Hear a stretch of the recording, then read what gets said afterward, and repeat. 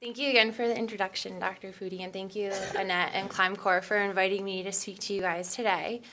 So as I speak to you today, I'm reminded that my own journey with cardiovascular disease began almost 3 years ago to this date, to this actual week, at this very hospital, just over in the Shapiro, though.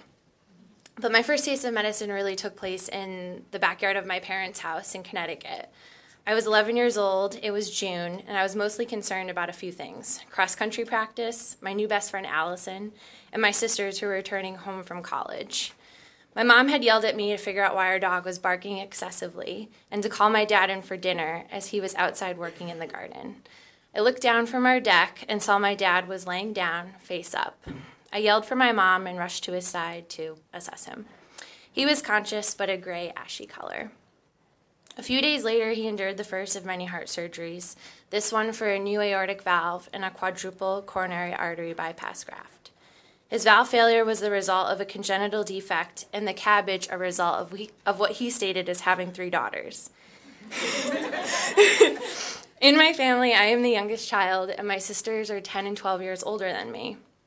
So naturally, during this first surgery, I was mostly kept in a protective bubble. A year later, my dad was back to his old self, and a few years later, I was graduating high school. Over the years, my relationship with cross-country running blossomed from running 1 season to 3 seasons of cross-country, indoor, and outdoor track. My team was my second family, a coach I still keep in contact with regularly, and teammates who I still run with here in Boston. In 2004, I headed up to Maine for college, and over winter break of my junior year, my father endured another major heart surgery. This time I was now more aware and 9 years older. But one thing remained the same: I was still running. But again, a year later, my dad was back to his old self and I was graduating undergrad. 14 months later, in the summer of 2009, I moved here to Boston and set foot in this very hospital as a nursing student on the cardiac step-down unit. Little did I know that by the end of that semester, I would become a patient. A few months before I moved to Boston, I noticed a few sudden, rapid accelerations in my heart rate while running.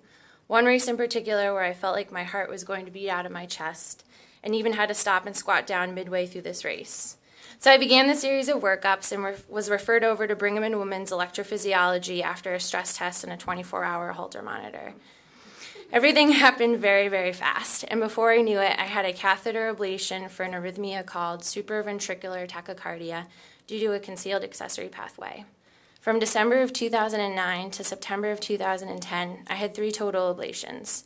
I graduated with my RN degree in December of 2010 and began working as a nurse while starting the nurse practitioner program at Simmons College. And now, as I await my last semester as a primary care nurse practitioner student, I have come full circle with cardiovascular disease.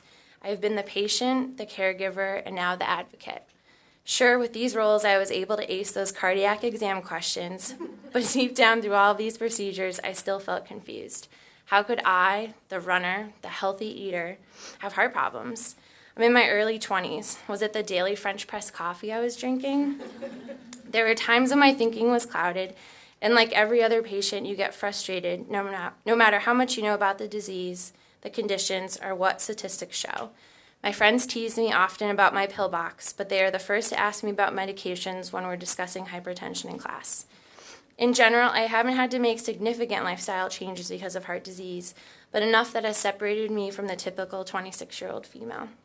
Heart disease has made me step back and realize what's worth stressing over and what's not.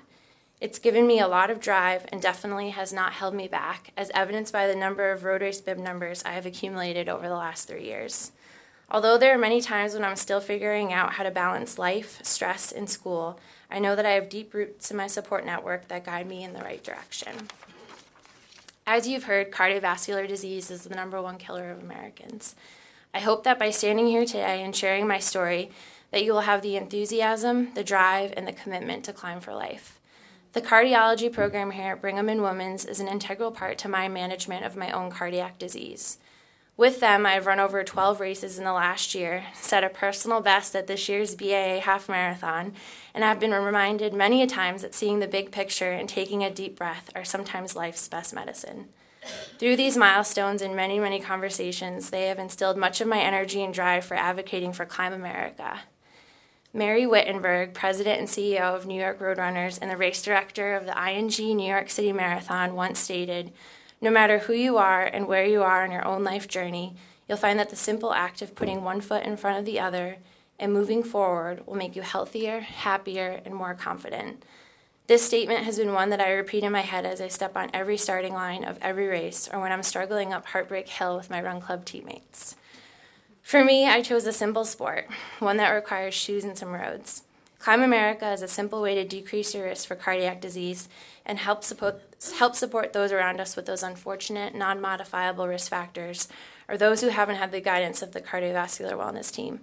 I look forward to seeing you all out there on the weekend of January 26th and 27th. I myself will be participating in the Sunday 50 flight climb at the Peru with my team called Worst Case Scenario.